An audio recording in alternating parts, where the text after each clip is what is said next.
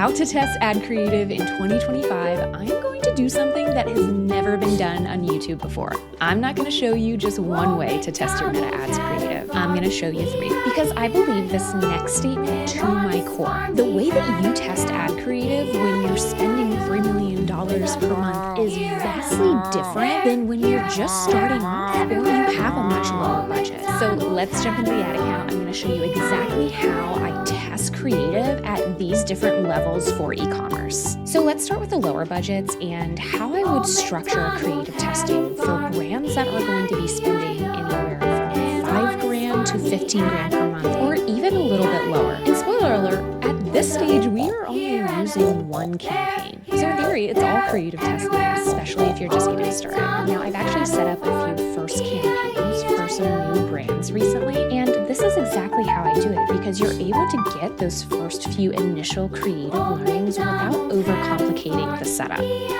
So Dara here from the Editing Bay. Really quick, we are going to be going right for a sales campaign here that's going to be optimizing for purchases. There is no way, even if you are just starting off as a brand new brand, if you want to go after those purchases, we are not starting with traffic campaigns. We are not starting with engagement campaigns or add to cart campaigns. Meta's algorithm is so advanced in 2025 that you just have to tell it what you want to go after, which in this case is going to be those purchases. Now, for brands and businesses that are on the lower end of this budget spectrum, I really like to limit the ad creative to 10. And generally, I really like to lean on primarily statics to get back those first few pieces of creative learnings. But oftentimes I'll include a UGC style ad or even a UGC style founders ad, especially if it's already in their vault and they already have this ad creative readily available. However, like I mentioned, I would really start focusing on statics just because they're a lot easier to make and you can get more of those messaging learnings that you can then roll into videos. But the type of statics I'd make sure that you were testing include benefit call-out ads, us versus them, headline ads, ugly ad statics, testimonial statics. And again, if you already have video creative that performed really well on TikTok or Reels, that's also something that I would include in your initial rounds of testing. However, I wouldn't start testing a ton of new video until you start learning what type of messaging is actually converting your customers. Again, start with 10 ad creatives at those lower budgets, and then you can start to add another ad creative or 2 every single week. And I wouldn't worry too much about turning ads off unless they really aren't meeting your CPA goal and for some reason the algorithm is spending a lot on them. Otherwise, I would just let them run. Also, I know if you've seen some of my past testing videos, you might be surprised and even a little mad to hear that I'm using Advantage Plus shopping campaigns for testing at this level. But hear me out, I want to explain why. So number 1, you can actually test more ad creatives more efficiently using an ASC campaign. Now, compared to the growth testing stage where you're likely going to be spreading out that budget across different ad sets and even a little bit across different campaigns, if you're just using one ASC, this is truly the most consolidated type of setup that you can have. Essentially, you want to make sure that your budget allows you to get out of the learning phase, and this setup will help you do that at that lower budget. And also, because you're allowed to test more creatives means more opportunities to convert your customers. So we are essentially able to, hey, have a more consolidated campaign, but have more ad creatives in that campaign underneath the setup. And number 2, it's a way easier setup to manage. So if you're a solopreneur doing it all yourself, this is honestly the easiest way to run meta ads creative right now in 2025 is using one ASC campaign. This way you don't have to worry about adding ad sets, tinkering with audiences, trying to figure out retargeting or prospecting. It just keeps it all in one campaign. And I especially think if you are a brand new brand, this is really powerful. It also puts you in a much better position to, again, get those initial creative learnings and then be able to test other types of setups and account structures when you already have an idea about what works on the creative end, which is a really good thing to do because your creative is going to be your biggest lever on the platform. Before we dive into the second creative testing method, I want to share with you one of my new favorite tools, Particle, which has genuinely changed the way that I approach creative testing, especially at the growth and scale levels. Particle gives you real-time sales, pricing, and sentiment data on some of the world's top brands. And honestly, one of the biggest gaps that I see right now in creative testing is actually coming from the product and merchandising perspective, aka figuring out what types of products and bundles to test. Bundles is especially a huge one, which is why I really like looking inside of Particle to see what types of products are actually selling for brands. They have two new features that I want to share with you. Number one is the marketing asset library, where you can get a full snapshot of a brand's marketing from emails and website assets to social media creatives and yes, even ad creatives. And probably one of my most favorite features is events. Here you can see everything from site-wide discounts to product launches and even variant restocks all in one place. So lately, one of my big focuses as a creative strategist has been using meta ads and creative testing to explore better merchandising strategies for the brands that I work with. Even things like naming products differently or bundling different products together. Not too many people talk about this online yet, but this is honestly where a number of my recent wins have been. Knowing how to look at a product suite and which products to position or bundles to create to then showcase on meta ads is candidly expert tier creative strategy. And Particle helps me zero in on what's actually selling and how they're being marketed, which helps put me in a way better position to figure out how to implement those for my own brands. So if you work at a brand or you're doing research agency side, this is truly a no-brainer. Please let me know in the comments if you have any questions at all about Particle. I am genuinely so passionate about this product and I would be super happy to help you out. All right, so if you are past that lean testing phase and you are consistently starting to spend $1,000 per day or $30,000 per month, or even up to $50,000 per month, you have entered into what I call the growth testing phase. So let's hop into the ad account and I can show you exactly what this looks like. Now, what you'll notice is that many ad accounts at this stage actually just have two core campaigns. In fact, you can and should just keep the ASC campaign that you had from the previous level, as long as there is performance, of course. Now, I'll say this ad account structure is widely accepted as a best practice now. Barry Hott even broke it down in his recent course, which was really awesome to see. But you'll see here that we've added a creative testing campaign. Now, this is a manual campaign, not an ASC. And when we pop inside, you'll actually see that every single test gets its own ad set. So instead of tossing 1 to 2 new ads into an ASC every time you want to test a creative, I actually create a new ad set here for each testing concept. And typically, I am going to be putting 3 to 6 ad creatives inside of each. So if you are on the lower end of that budget, go ahead and just put in 3. But if you're working with a little bit more budget, then sometimes that's where I see people testing 6 to 7 creatives. Now, I typically recommend $100 to $200 per ad set per day.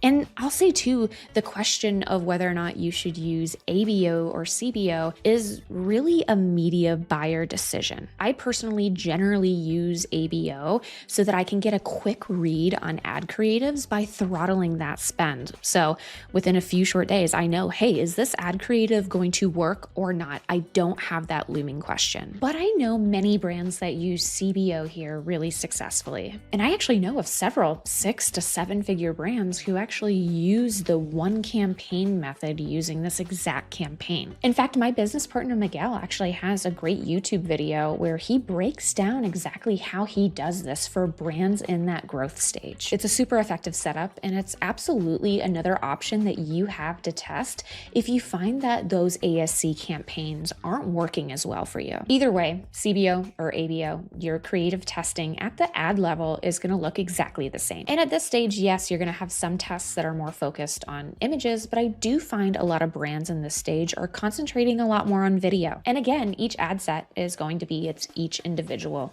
creative test. And inside of that creative test, you're going to have anywhere from 4 to 6 creatives or variations of those creative. And at this stage, I would have those variations take much bigger swings in your messaging. I actually mentioned this last year in the video, and it's something that I absolutely still do today. So for instance, you should do a creative test that's a little bit more like this as opposed to doing something like this. And for videos, that's going to be a really similar thing, except you're going to be testing out different hooks. Again, take those bigger swings. And I also see a number of brands testing out different lengths of video time here, which is something that I really like to play with as well. Now, ultimately, the structure as a whole is going to do a few things for you. Number one, it's going to isolate your creative testing from your scaling budget. So that ASC campaign is essentially going to become your scaling campaign. And what I like to do is when I find winners in the creative testing campaign, I'm going to then duplicate those into the ASC campaigns. So it starts to become a campaign of winners. And having your testing in a different campaign from your scaling helps keep the data quite a bit cleaner. And it also stops from muddying performance with unproven tests, which ultimately is going to give you more stability across campaigns. I can't tell you how many times I've added a creative test to an otherwise performing campaign and I saw performance tank. Ultimately, this is going to give you a lot more stability across your campaigns. The structure also introduced variation testing, which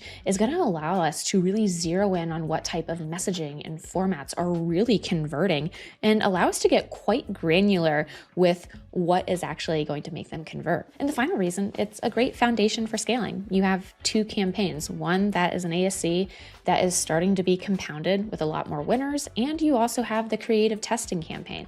And as you are building them up side by side, as long as they're getting performance, having those two campaigns is ultimately another way to scale. I used to call this horizontal scaling, where you are essentially adding in more ad sets or more campaigns, as opposed to vertical scaling, which is just increasing the budget. Ultimately, brands that grow need a little bit of both. All right, let's talk about creative testing for big budget brands, AKA brands that are spending more than $1 million per month on meta ads. So how exactly is this different from the growth stage? Well, I'm gonna be really honest. Functionally, as it relates to the creative testing campaign, it's not gonna be wildly different. Typically, you're still gonna see only one creative testing campaign inside of these accounts. Now, I've worked with brands spending $5 million per month, and they still just have one creative testing campaign.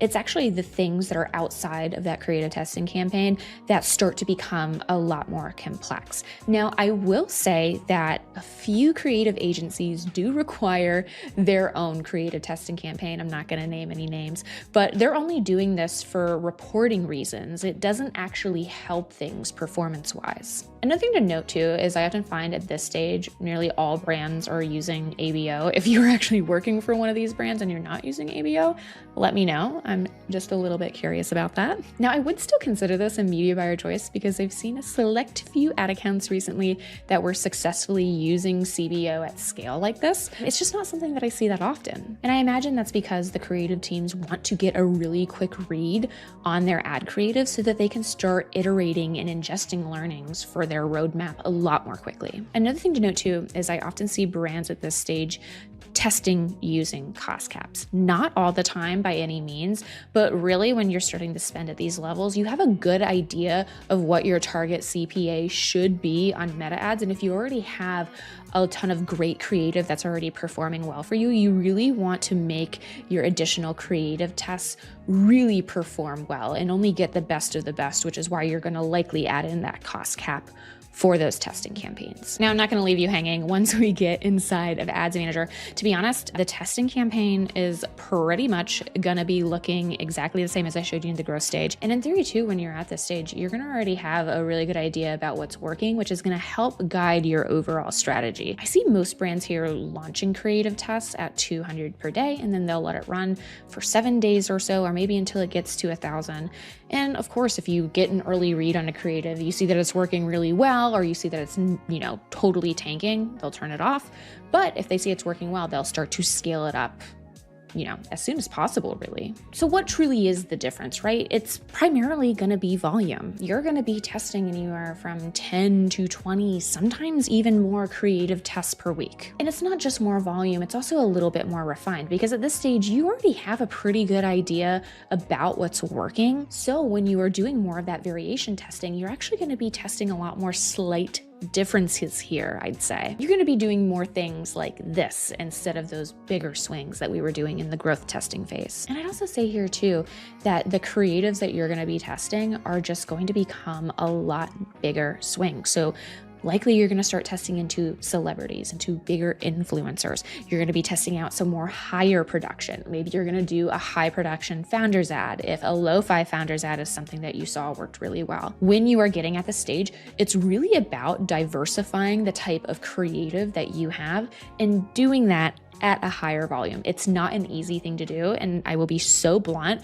I've seen the back end on how many brands are working, and I'd say that we're all still learning the best methods to really make this work. So while the testing structure itself doesn't change a ton from the growth to scale stage, the complexity absolutely does. You're gonna have a lot more volume, a lot more creative diversity, which is why, your team is gonna look a lot different at this stage. I actually think that's candidly the biggest thing that is gonna change from that growth to scale stage is really the makeup of your team. And if that's something that interests you, please let me know in the comments. I can definitely make more content about that. Now, I find that most gurus online like to tell people that there's only one right way to do things on Meta ads. And I'm hoping that this video showed you that it's just not true. My goal with this video ultimately was to show you that there are multiple ways to succeed on this platform, which is really important to know when things don't seem to be working as well.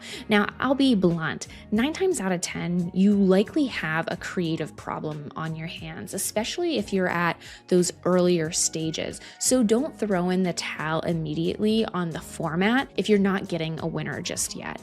But I will say, if you're plugging along on Meta ads and it just doesn't seem to be working, try a different testing strategy. Because ultimately I found that one of the most important things to success on Meta ads is actually your mindset. You absolutely have to have a testing mindset and really truly be curious about what is going to make your customers convert. And I hope that this video gave you a little bit more insight into how I think about these things, which is absolutely different when I'm working with a brand that is completely new and launching their first Meta ads campaign to the brands that are scaling into the millions of ad sets that are scaling into the millions of ad spend per month. It is a completely different ballgame. Anyways, love you so much. See you next week. Bye.